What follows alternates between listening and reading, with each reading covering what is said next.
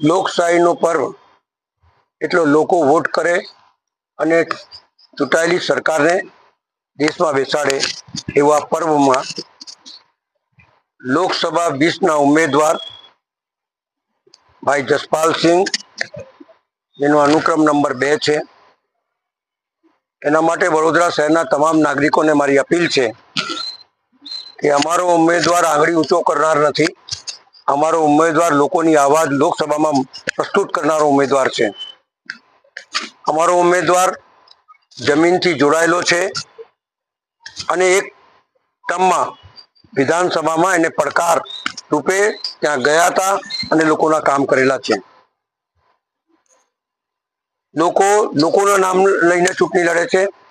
એ પોતે વ્યક્તિત્વ પોતાનું નામ લઈને ચૂંટણી લડી રહ્યા છે. અમારા જેવા તમામ કાર્યકર્તાઓ એમની સાથે જોડાયેલા છે. અમારા ઉમેદવારનું નિશાન પંજો છે. આ દેશની અંદર દેશની આઝાદીમાં અને દેશને ઉપર લાવવામાં કોંગ્રેસ પાર્ટીનો સિંહ ફાળો છે.